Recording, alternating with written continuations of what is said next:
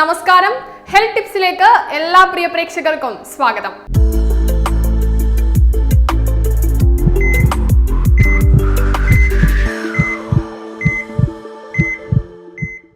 നമ്മൾക്ക് പല്ല് പോയാലും പല്ല് വരുമ്പോഴും അത്ര വേദന അനുഭവപ്പെട്ടെന്ന് വരില്ല.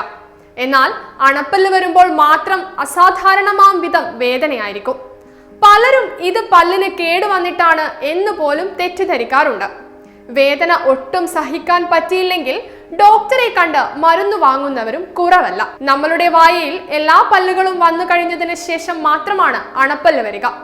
ഈ അണപ്പല്ല് വരുമ്പോൾ മാത്രം എന്തുകൊണ്ടാണ് ഇത്രയ്ക്കും വേദന എന്ന് ചിന്തിച്ചിട്ടുണ്ടോ? നമ്മൾ അത്യാവശ്യം പ്രായമായി കഴിയുമ്പോഴാണ് വിസ്ഡം ടീത്ത് എന്ന അണപ്പല്ല് വരിക. ചിലർ ഈ വിസ്ഡം ടീത്തിന് നമ്മളുടെ ഓർമ്മയും ബുദ്ധിശക്തിയുമായൊക്കെ എന്തൊക്കെയോ ബന്ധമുണ്ട് എന്ന് വാദിക്കാറുമുണ്ട്. എന്നാൽ സത്യത്തിൽ ഇത്തരത്തിൽ യാതൊരു ബന്ധവുമില്ലാത്ത ഒരു പാവം പല്ലാണ് ഇത്. അപ്പോൾ എന്തുകൊണ്ട് ഈ പല്ലിന് വിസ്ഡം ടീത്ത് എന്ന് പേര് വന്നു എന്ന് ചോദിച്ചാൽ അതിന് ചില എക്സ്പേർട്സ് നൽകുന്ന മറുപടി നമ്മൾ വലുതായതിനു ശേഷം വരുന്നത് കൊണ്ടാണ് ഈ പേര് വിളിക്കുന്നത് എന്നാണ്. എന്നാൽ ഈ പല്ല് എല്ലാവരിലും കാണുകയില്ല. നിലവിൽ 56% ആളുകൾക്ക് മാത്രമാണ് ഈ വിസ്ഡം ടീത്ത് ഉള്ളത്. ഈ പല്ല് വരുമ്പോൾ എന്തുകൊണ്ട് വേദനിക്കുന്നു എന്ന് നോക്കാം. പലർക്കുമുള്ള ഒരു സംശയമാണ് എന്തുകൊണ്ട് ഈ അണപ്പല്ല് വരുമ്പോൾ മാത്രം ഇത്ര വേദന എന്നത്.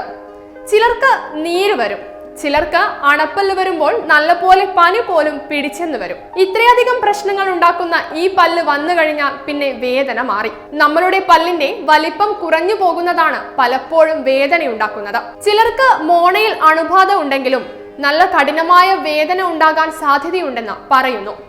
ഇനി ഇത് വരുന്നതിന്റെ ലക്ഷണങ്ങൾ എന്തൊക്കെയാണ് എന്ന് നമുക്ക് നോക്കാം. പല്ല് ഏത് ഭാഗത്താണോ വരുന്നത് ആ ഭാഗത്ത് നല്ല കടുത്ത വേദന അനുഭവപ്പെടും. ചിലപ്പോൾ കവിളിലെല്ലാം നീര് വന്നിരിക്കുന്നത് നിങ്ങൾക്ക് കാണാൻ സാധിക്കും.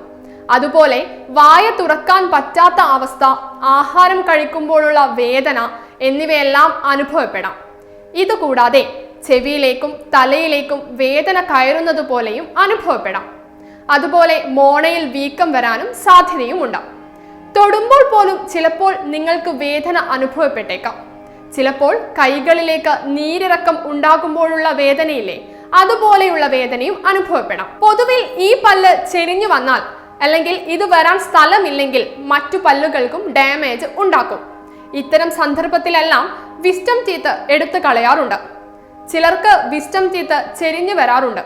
ഇത് പല്ലിന് കേടുവരാൻ സാധ്യത കൂട്ടുന്നു. അതുപോലെ പല്ല് ചെരിഞ്ഞു വന്നാൽ സാധാരണ പല്ല് എടുക്കുന്നത് പോലെ എടുത്ത് നീക്കം ചെയ്യാനും സാധിക്കുകയില്ല. ചില കേസിൽ എല്ല് കുറച്ച് ചെത്തി പല്ല് നീക്കം ചെയ്യേണ്ട അവസ്ഥയും വന്നേക്കാം.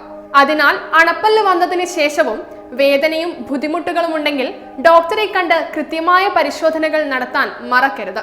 അപ്പോൾ എല്ലാവരും ഹാപ്പി ആയിട്ട് സേഫ് ആയിട്ട് ഇരിക്കുക.